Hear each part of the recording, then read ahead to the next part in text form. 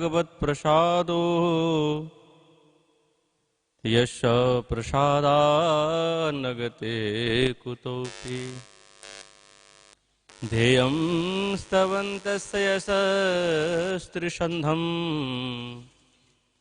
वन्दे गुरो श्रीचरणारविन्दम् अनर्पितचरिं चिरात् करुणयावतीर्णकलो समर्पयितुमुन्नतोज्ज्वलरसां स्वभक्तिश्रियाम् हरिपुरटसुन्दरद्योतिकदम्बसन्दीपित सदा हृदयकन्दरे स्फुरतु बसचिनन्दनः बर्हापीडाभिरामं मृगमरतिलकं कुण्डलाक्रान्तगण्डं कञ्जाक्षं कम्बुकण्ठं स्मितसुभगमुखं स्वाधरे नस्तवेणु श्यामं सन्तं त्रिभङ्गं रविकरवशनं भूषितं वैजयन्त्या वन्दे वृन्दावनस्थं युवतिशतव्रतं ब्रह्मगोपालवेशम् हा कृष्णकरुणा सिन्धो दीनबन्धो जगत्पते गोपेषु गोपिकान्त श्रीराधाकान्त नमस्तुते तप्तकाञ्चन गौराङ्गी श्रीराधे वृन्दावनेश्वरी वृषभानुसुतें देवी तं नमामि हरिप्रिये नारायणं नमस्कृतं नरं चैव नरोत्तमं देवीं सरस्वतीं व्यासं ततो जयमुदीरये तुलसीकननं यत्र यत्र पद्मवनानि च पुराणपठनं यत्र तत्र सन्निहितः हरिः जय रूप सनातन भट्ट रघुनाथ श्रीजीव गोपाल भट्टदास रघुनाथ এই ছয় গোসাইয়ের করি চরণ বন্দন যা হইতে বিঘ্ন নাশ অভীষ্ট পূরণ वंशा कल्पतरुभ्यश्च कृपा सिन्धुभैव च पतितानां पावनेभ्यो वैष्णवेभ्यो नमो नमः दुर्गमे प्रतिमेन्धस्तस्कृतपादुगतेर्मुहुः स्वकीपाजष्टिदानेन सन्तसन्तबलम्बनम्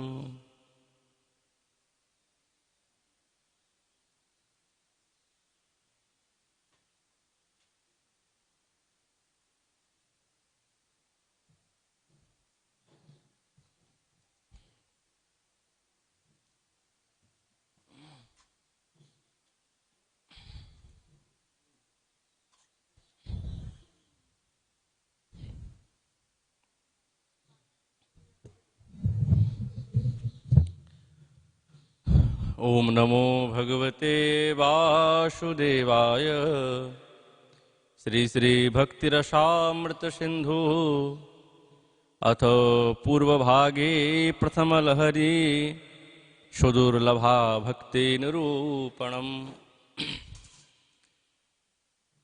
साधना घोघेन नाशक्तै अलभ्या सुचिरादपि हरिणा चाश्वदेयेति द्विधा सा स्याद् सुदुर्लभा। कलिजुग पावन अवतार নদিয়া বিহারী শ্রীকৃষ্ণ চৈতন্য মহাপ্রভু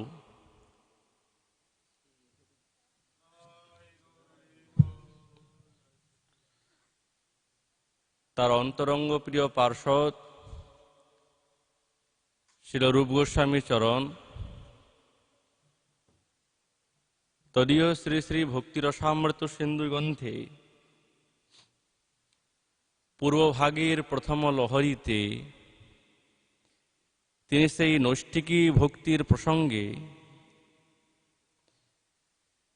সেই ভক্তি সুদুর্লভা ভগবৎ চরণ প্রাপ্ত করা যে সুদুর্লভা সেই বিষয়ে তিনি শ্লোক চয়ন করে বর্ণনা করছেন। সাধন ওঘের রণাশক্তৈর অলভ্যা সুচিরাদপি হরিণা চাস্বপদেয়েতি দ্বিধা সাক্ষাৎ সুদুর্লভা। এই সুদুর্লভা ভক্তি দুই প্রকারের বিভাগ করেছেন। প্রথম হচ্ছেন সাধন নিষ্ঠা বা আগ্রহশূন্য হয়ে বহু সাধন বহুকাল যাবৎ যদি কেউ করে বা অনুষ্ঠান যদি কেউ করে তার দ্বারাও সেই হরিভক্তি পাওয়া বড় দুর্লভ। প্রথম হচ্ছে কি সাধনে নিষ্ঠা কিন্তু আগ্রহ শূন্য, এমন সাধকের বহুকাল যদি কেউ সাধনা ভজনা করে বা অনুষ্ঠান করে তার কাছেও এই হরিভক্তি লাভ করা বড় সুদুর্লভ। দুঃখেন লভ্যতে ইতি দুর্লভ, কিন্তু সু লাগানোর সঙ্গে সঙ্গে আরো বেশি দুর্লভ। আর দ্বিতীয় হচ্ছে কি নিষ্ঠাও আছে, আগ্রহযুক্ত আছে।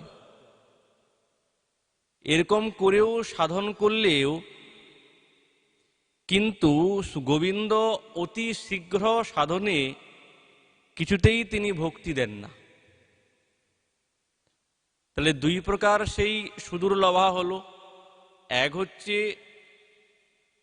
সাধনে নিষ্ঠা আছে কিন্তু আগ্রহ শূন্য, তার কাছেও সুদুর্লভ।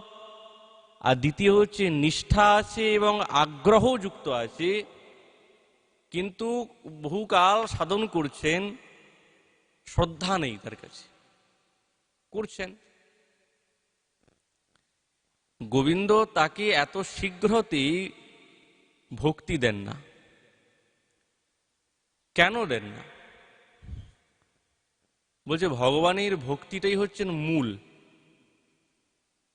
কেননা ভক্তি দিলেই তো তিনি বশীভূত হয়ে যাবেন।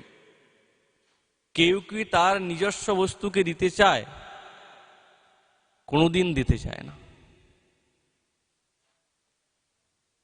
অন্য যে সমস্ত ঋদ্ধি সিদ্ধির কথা আমাদের আচার্যগণ বলেছে বা পূর্বোক্ত যে সমস্ত ব্যাখ্যা শ্রীরূপচরণ করে গেছেন তাতে বারবার বলেছেন যে সাধক চতুর্বর্গের কামনা কোনোদিনই করেন, শুদ্ধ ভক্ত যারা নৈষ্ঠিকী ভক্তির উপাসনাকারী তারা কোনোদিন এই চতুর্বর্গের কামনা করেন। কেন করেন না? ভক্তির দ্বারাই কি এইগুলো কামনা করতে যাব?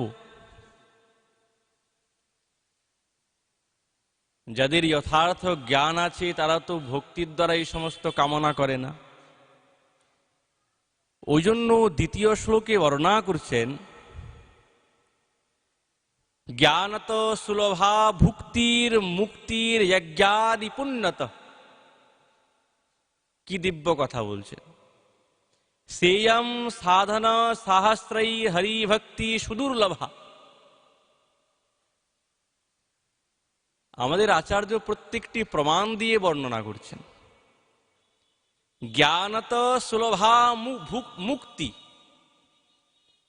জ্ঞান যোগের দ্বারায় এই ভুক্তি মানে ভোগ অতি বা মুক্তি বা মোক্ষ অনেক সহজ, অনায়াসে পেয়ে যাবে জ্ঞান মিশ্র ভক্তির দ্বারা।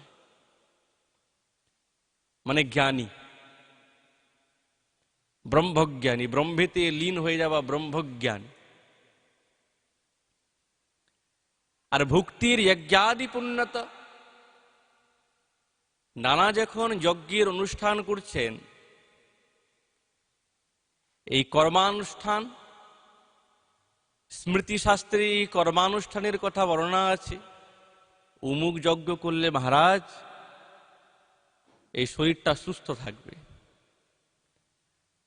কারো মনে করুন এই বুদ্ধির বৈচিত্র্যতা নাই,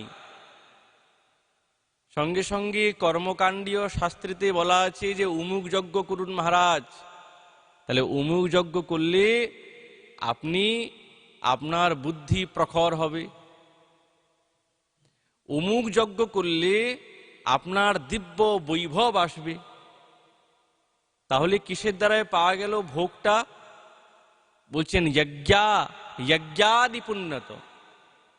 সেই যজ্ঞের পুণ্যতে কি পাওয়া যায়? বলছে ভোগ পাওয়া যায়, ভক্তি পাওয়া যায় না। সেয়ম সাধনা সহস্রই, এক নয়, বলছেন সহস্র সহস্র কঠোর সাধনা করলেও কিন্তু ভক্তিটা তার কাছে সুদূর্লভা।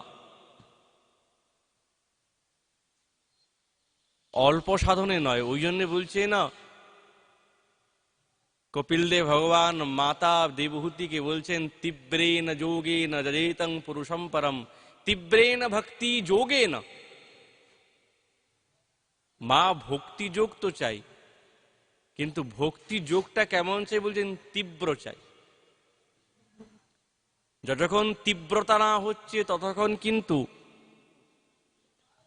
এই দেহের থেকে ভোগাদি বাসনার কিছুতেই দূরীভূত হবে না।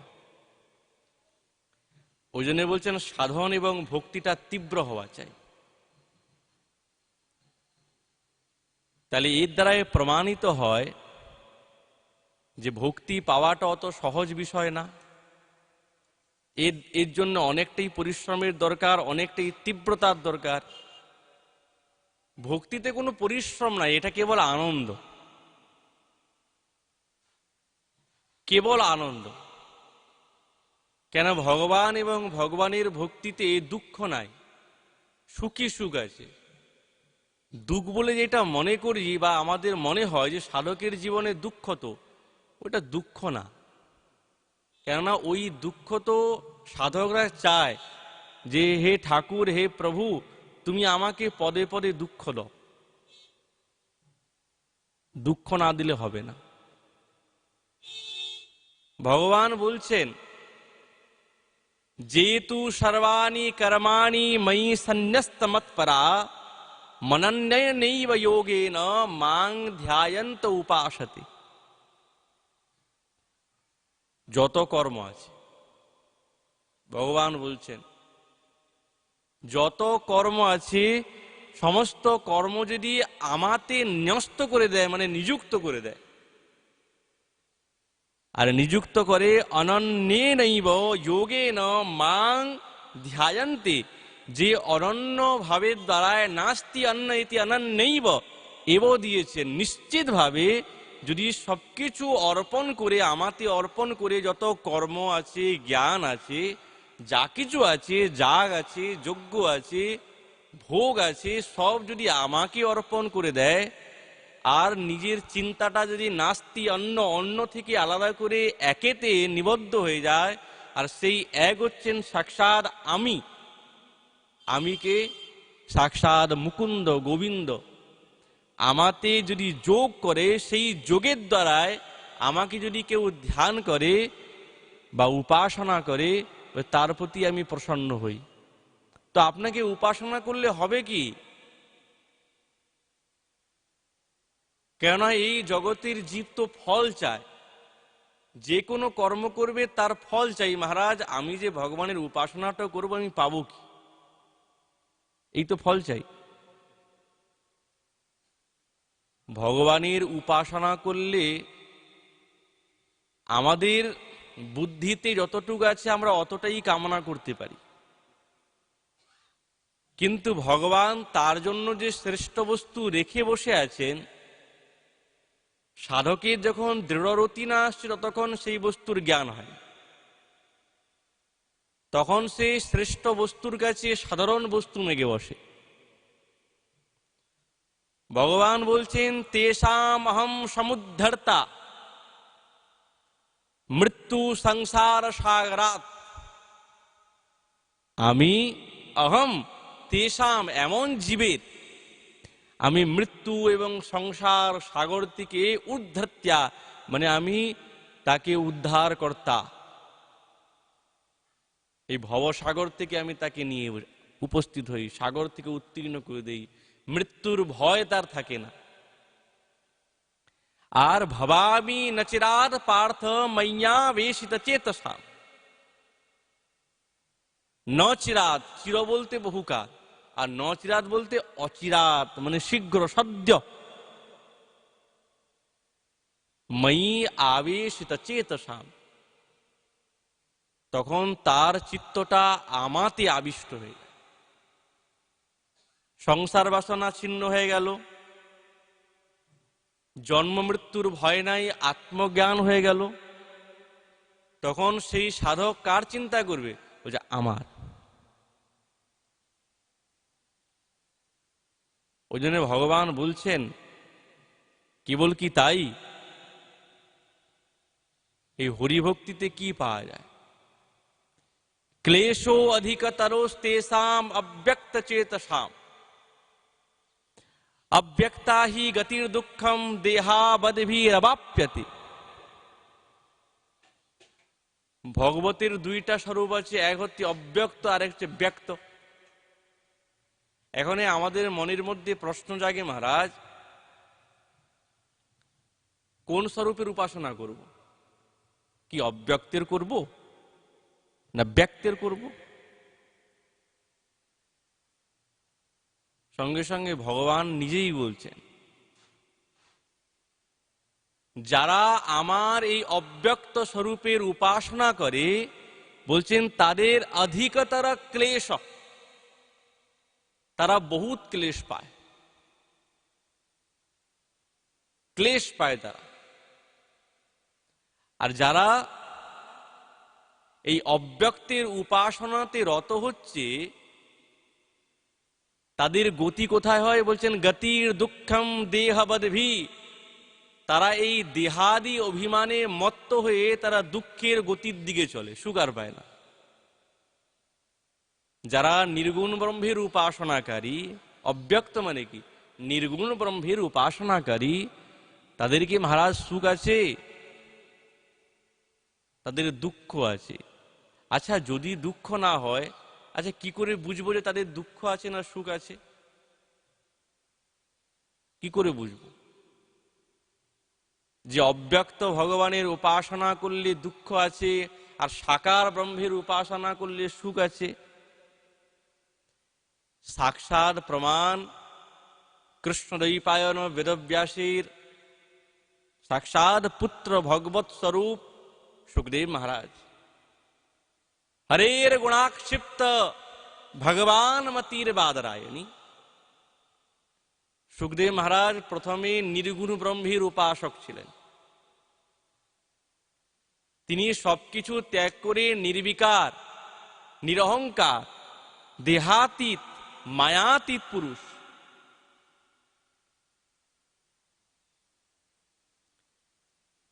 কিন্তু মায়াতীত পুরুষ তিনি করেছেন কি? বনের মধ্যে গিয়ে নির্গুণ ব্রহ্মের উপাসনা করতে আরম্ভ করলেন।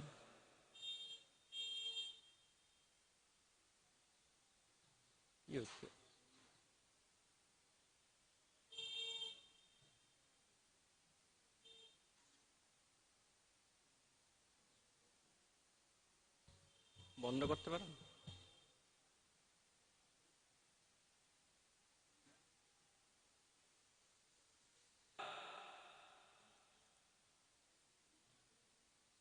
নির্গুণ ব্রহ্মের উপাসনাকারী সাক্ষাৎ সুখদেব মহারাজ ভগবানের সেই সাকার ব্রহ্মের দিব্য তার রূপমাধুরী এবং তার ভাব শ্রবণ করে তিনি সাকার ব্রহ্মের উপাসনাতে তল্লীন হলেন। যদি বাস্তবিক ব্রহ্মানন্দে সুখ থাকতো তাহলে তিনি সাকার ব্রহ্মের উপাসনাতে রত হলেন কেন? এর মানে সুখ নাই। ওই জন্যে আমাদের আচার্য তিনি বলছেন, পুরেহ ভুমন বহবো অপি যোগিন তদর্পিতেহা নিজ কর্ম লব্ধয়া বিবুদ্ধ ভক্তেব কথোপনীতয়া প্রপেদিরে অঞ্জো অচ্যুতেতি গতিং পরাম। পুরেহ, পুরাকালে কথিত আছে বহু বহু যোগীগণ যারা ঘোর তপস্যা করেছেন, তদ অর্পিত ইহ নিজ কর্ম লব্ধয়া, তাদের যত যোগকর্ম আছে, যত তপস্যা আছে, সব কিছু ভগবানেতে অর্পণ করেছিলেন। অর্পণ করে তারা সেই ভগবানের দিব্য কথোপনীতয়া, ভগবানের দিব্য কথাতে তারা শ্রবণ করে তার ভক্তিতে লাভ করে তারা সেই পরাম গতিকে লাভ করেছে। যোগের দ্বারাই কিন্তু পারে না, কিন্তু সেই যোগ এবং সাধনা এবং ব্রত ইত্যাদি যখন ভগবানেতে নিবদ্ধ করলো, তারপরেই তাদের হৃদয়ের মধ্যে সেই ভক্তির উদয় হয়।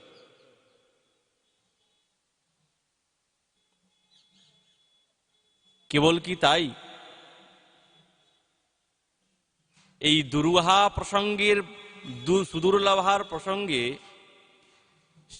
শ্রীজীবচরণ তার টিকাতে বর্ণনা করছেন, স্বর্গাপবর্গयो পুংসো রসায়ম ভুবি সম্পদাম সর্বাসামপি সিদ্ধীনাং মূলম তচ্চরণার্চনম।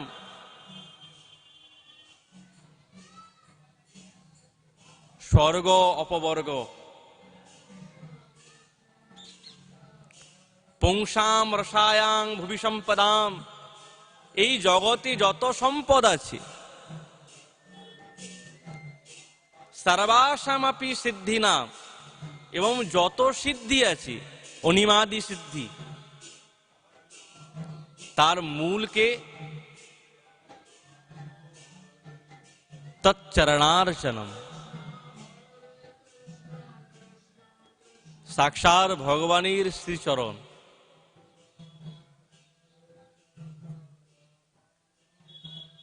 তাহলে এর দ্বারাই প্রমাণিত শ্রীজীবচরণ বলছেন যে সুদুর্লভা কেন বলা হচ্ছে? এত সমস্ত ঋদ্ধি সিদ্ধি এবং সম্পদের মূল ভগবানের অর্জন। যখন দ্বারকাধীশ ভগবানের সঙ্গে সাক্ষাৎকার করতে গিয়েছেন সুদামা বিপ্রপ্রবর,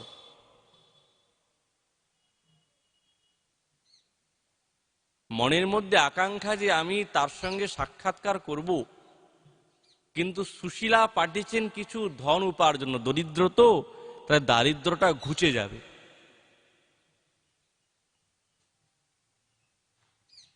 কিন্তু সুদামার মনের মধ্যে কিন্তু কোনো কামনা বাসনা নাই, তিনি বিরক্ত, কোনো কামনা বাসনা নেই। যখন দ্বারকাধীশ ভগবানের সঙ্গে সাক্ষাৎকার করে যখন ফিরছেন, কিন্তু কিছুই মাগতে পারলেন না। কেন মাগতে পারে না? সাক্ষাৎ ভগবান তো দাঁড়িয়ে আছেন, অখিলেশ্বর, অখিল ব্রহ্মাণ্ড ভাণ্ডোদর, যিনি জগতের গুরু, সর্বশৈর্য সম্পূর্ণ। মাগতে তো পারেন, কিন্তু সুদামাজি বিপ্রপর্বর তিনি মাগলেন না কেন?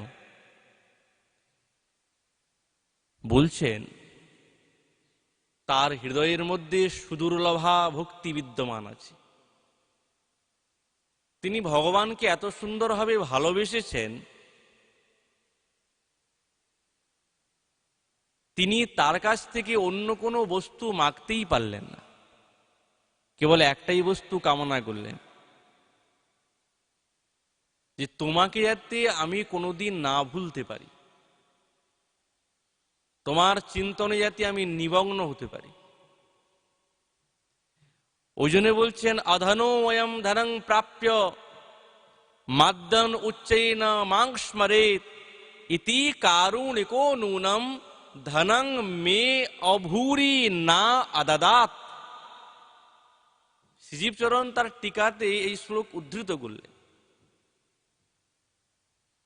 পথের মধ্যে চলতে চলতে দ্বারে যখন বেরোচ্ছেন, কোনো একজন বিবেক যখন বারবার বলছে, ওহে সুদামা, তুমি তো দরিদ্র, সামনে যিনি দাঁড়িয়ে আছেন তিনি হচ্ছেন দ্বারকাধীশ মহারাজ, তুমি কিছু মেগে নাও, কিছু মোহর তোমাকে দিয়ে দেবে, হীরা মুক্ত মাণিক্য দিয়ে দেবে। কিন্তু সুদামার হৃদয়ের মধ্যে সুদুর্লভা শুদ্ধা ভক্তি বিদ্যমান আছে, তাই জন্য সেই সুদুর্লভা ভক্তির কারণে বারবার ওই যে বাহ্যিক স্থিতি বা বাহ্যিক বহিরঙ্গা যে মায়া বারবার তাকে বলছে মেগে নাও মহারাজ, মেগে নাও, কিন্তু তিনি মাগলেন না। আর মনে মনে ভাবছেন কি, যদি আমাকে অনেক ধন সম্পত্তি দেয় তাহলে মাম উদ্যান উচ্চাই না মাং স্মরিত,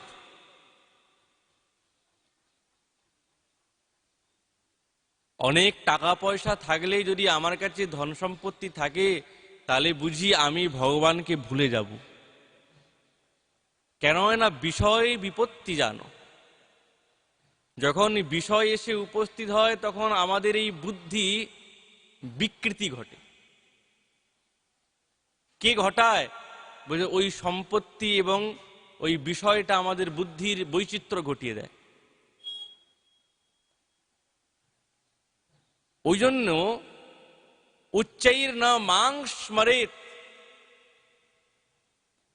অনেক টাকা পয়সা যদি আমার কাছে হয়ে যায় তাহলে আমি তো ভগবানকে ভুলে যাব। কিন্তু আমার প্রভু দেখো কেমন কারুণিক,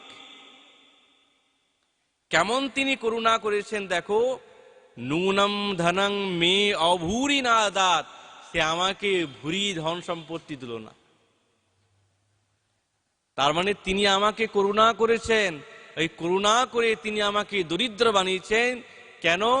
বলছে দারিদ্রের মনের মধ্যে ভগবত প্রতি চিন্তা বেশি হয়।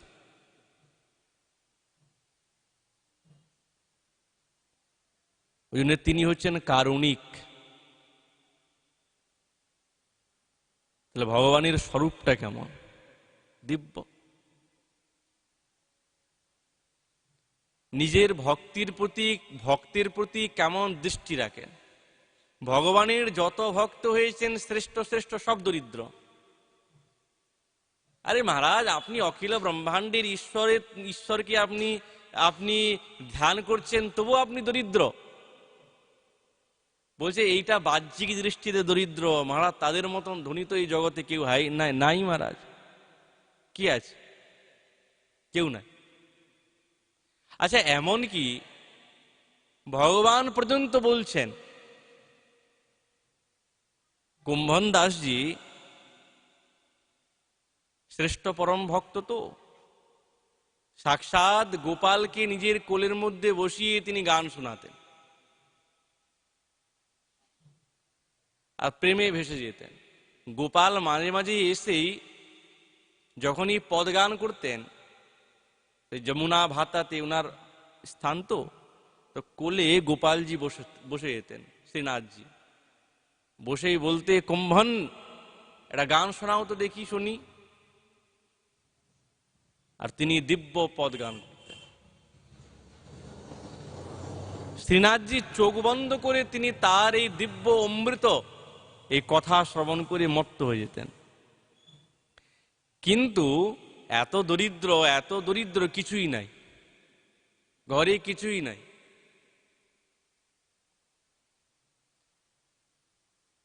সেই সময় রাজা মান সিং শুনেছেন কুম্ভন দাসজির চরিত্র, মনে মনে ভাবছেন দেখি একটু দর্শন করে আসি কেমন মহাপুরুষ। ইনারা তো ছদ্মবেশে থাকেন, এদিকে চিনা যায় না। মুখ অবধিরবৎ জড়বৎ, পাগলের মতন থাকে, কখনো কাঁদে, কখন হাসে, কখন গান করে।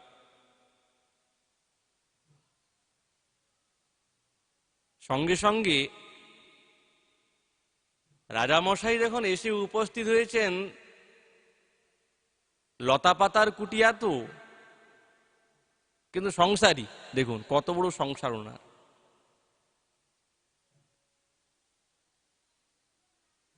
সংসারের যে ভক্তি হবে না তা নয়, ইনারা হচ্ছেন যুক্ত বৈরাগ। সংসার আসিয়াছে উদাসীন মহারাজ, সব ভগবানের, নিজের কিছু না। রাজা মানসিং যখন আসছে, কোলে বসে বসে শ্রীনাথজি গান শুনছেন আর বলছেন, শোনো একটা কথা বলি কুম্ভন দাস তোমাকে। বলছে হ্যাঁ বলো, কি বলতে চাও। যখনই রাজা দ্বারের মধ্যে প্রবেশ করলেন, সঙ্গে সঙ্গে গোপাল তো কোথায় অদৃশ্য হয়ে গেলেন। এবং রাজামশাই এসেছে, কি বসতে দেবেন, চটই দিয়েছেন। দরিদ্র একবারে, কিছুই নাই। সকালবেলার সময় স্নান করেছেন, আহ্নিক করবে।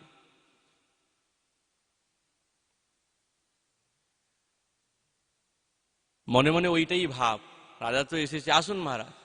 কিন্তু মনে মনে ভাব যে গোপাল কোলের মধ্যে বসেছিল, কি যেন বলতো, কিন্তু চলে গেল, কি যে বলতো বারবার মনের মধ্যে আসছে। রাজা আসার জন্য গোপাল চলে গেল, মনে মনে ওইটাই ভাব। এতটাই দরিদ্র, এতটাই দরিদ্র, রাজামশাই কিছু বুঝতে পারছে না। ওনার ভাতিজি তো অল্প বয়সেই বিধবা হয়ে গেছে, কুম্ভন দাসজির কাছেই থাকেন। তো বলছে, আরে দর্পণটা নিয়ে আয় তো, আসনটা দে, বসে একটু আহ্নিকটা করি। তো বলছে কি আর দেব, দর্পণ তো পাড্ডা পান করে নিয়েছে। আর মহারাজ আসনটা কি, বলছে পাড্ডা খেয়ে নিয়েছে। পাড্ডা মানে মহিষের বাছুরকে পাড্ডা বলে। রাজামশাই কিছুই বুঝতে পারে না, বলে কি, দর্পণ কি আর কেউ খেয়ে পান করে নেয়? আসন আবার কে খেয়ে নিবে মহারাজ? একটু সময় লাগবে, একটু পরেই দিচ্ছি। আচ্ছা ঠিক আছে, শীঘ্রই দে, দেরি হচ্ছে।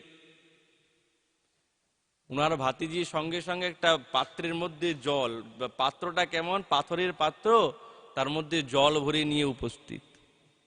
ওই যে পাত্রের মধ্যে জল থাকে, ওই জলে মুখ দেখে উনি হচ্ছেন আহ্নিক করবে।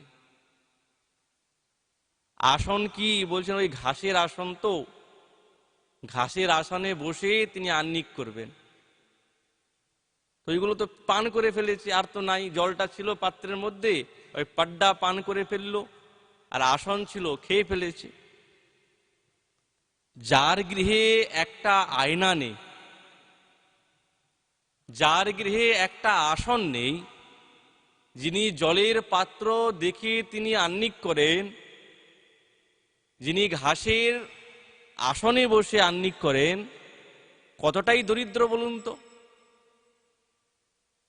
মানসিং বলছে, মহারাজ আপনি যদি বলেন তো আপনার জন্য আমি সুন্দর মণিমুক্তা খচিত আমি আয়না তৈরি করে দেই। কুম্ভন দাসজি হাসতে হাসতে বলছেন, মহারাজ আপনার মণিমুক্তা হীরা মাণিক্য খচিত আয়না, সেই আয়নাতে যখন আমি এই মুখটা দেখবো, আমারই মুখ দেখতে পাবো। আমার মুখ যেই রকম আছে সেই রকমই দেখব। আর এই জলের পাত্রের মধ্যে যে আমি মুখটা দেখি, আমি ঠিক তদরূপ দেখি। আচ্ছা বলুন তো, আপনার হীরা মুক্ত মণিকের দ্বারা খচিত আয়নাতে কি আমার মুখের দৃষ্টিটা পরিবর্তন হয়ে যাবে? আমি যেই রকম, আমার প্রতিবিম্ব সে আয়নাতে সেরকমই পড়বে।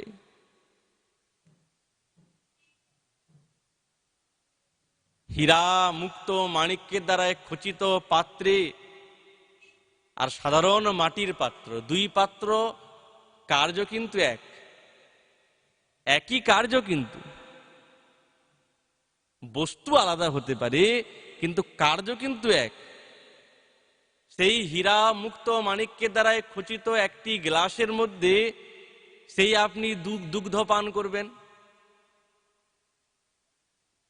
কিন্তু দুগ্ধের দামটা কত? আর আপনি একটা মাটির পাত্রে তো অতটুকুই দুগ্ধ পান করবেন। বস্তু কিন্তু একটাই, একটা বস্তুই পান করছি, কিন্তু স্বরূপটা অন্য অন্য পাত্রে আমরা পান করছি। কিন্তু পাত্রে পান করলে কি তার মহত্ব এবং গুণটা বেড়ে যাবে? কোনোদিন বাড়বে না।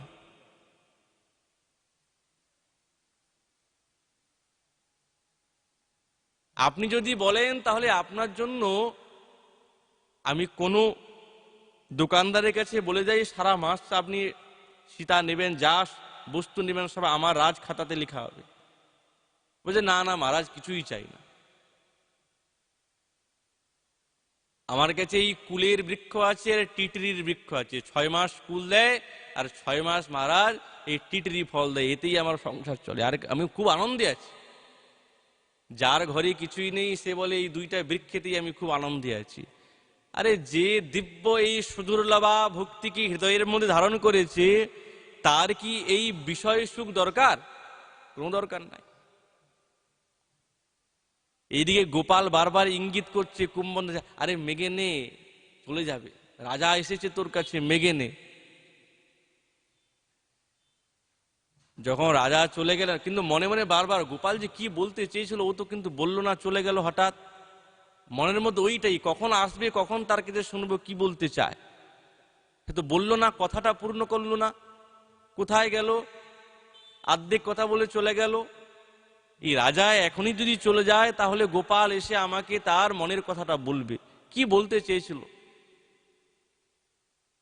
রাজামশাই যখন হতাশ হয়ে চলে গেলেন, তখন গোপাল যখন দৌড়ে এসে কোলে বসলেন, হ্যাঁ বলো তুমি কি বলতে চাইছিলে? আরে পাগলা কোথাকার, তোমাকে তো এইটাই বলতে চাইছিলাম, এইটাই বারবার ইঙ্গিত করছি, তুমি তো বুঝতে পারছো না, রাজা এসেছিল মেগে নিতে, ও তো অনেক কিছু দিত তোকে। কুম্ভন দাসজি বলছেন, আমার কাছে অখিল ব্রহ্মাণ্ড ভাণ্ডোদর সাক্ষাৎ পরম ঐশ্বর্যময়, তুমি থাকতে আমার অন্য কোনো বস্তুর কি প্রয়োজন আছে? কেবলমাত্র রাজা এসেছে বলে তুমি আমার থেকে লুকিয়ে চলে গেলে। আর যদি বিষয় আমার কাছে এসে যায় তাহলে তো তুমি আমার কাছে যাবে না। ওই জন্য তোমায় লাগে নাই, আমি খুব ভালো করে জানি। তাহলে দেখুন, ওই জন্য বলছেন ন অভূরি আদালত, ভগবান আমাকে কৃপা করে কারণিক ভাবে অনেক ধন সম্পত্তি দেয় নাই। এই অনেক ধন সম্পত্তি দিবে কি, সাক্ষাৎ ভগবান তো তার হৃদয়ের মধ্যে এসে গেছে, আবার কি চাই? ওই জন্য বলছেন জ্ঞানত সুলভা মুক্তি যজ্ঞা ভুক্তির যজ্ঞাদিবি পুণ্যত, কিন্তু সেয়ম সাধনা সহস্রৈর হরির ভক্তি সুদুর্লভা। ওই জন্য ভগবানকে জ্ঞানের দ্বারায় নয়, ভগবানকে যজ্ঞের দ্বারায় নয়, ভগবানকে কিসের দ্বারায় পাওয়া যায়? ওই জন্য হরি ভক্তির দ্বারাই এই সুদুর্লভা ভক্তিকে পাওয়া যায়, এছাড়া অন্য কোনো উপায় নাই। ওই জন্য বলছেন হরি ভক্তি সুদুর্লভা, যার হৃদয়ে সুদুর্লভা ভক্তি বিদ্যমান হয়ে গেছে তার ভগবত চরণ ব্যতিরিক্ত অন্য কোনো বিষয়ে তার আসক্তি থাকবে না। আচ্ছা, যদিও আসক্তি থাকে সেটাও কিন্তু ভগবত নিমিত্তে থাকবে। কি ধনাঢ্য ব্যক্তি কি ভগবত চরণ এবং তারা কি প্রেম ভক্তি পায় না? বলছে খুব পায়।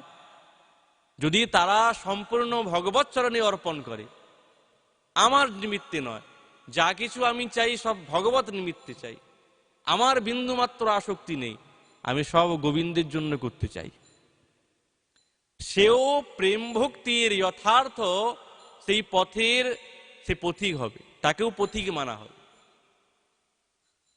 কেন? বলছেন সবকিছু তার ভগবত নিমিত্তে আছে। ওই জন্য মনটাকে পরিবর্তন করে ভগবত নিমিত্তে বানাতে হবে, তখনই সেই সুদূর্লভা ভক্তি তার হৃদয়ের মধ্যে লাভ করতে পারবে, নচেত অসম্ভব মহারাজ। ওই জন্য শ্রীরূপ চরণ তার এই সুদূর্লভা ভক্তির কথা বর্ণনা করছেন এবং টিকাতে শ্রীজী চরণ তার দিব্য রূপে ব্যাখ্যা করেছেন এইভাবেই। এই বলে আমাদের ভাগবতী কথা এইখানেই বিশ্রাম। মহাপ্রভুর কৃপা হলে আগামীকাল আবার এই বিষয়ে আলোচনা হবে। নিতাই গৌর হরি বল।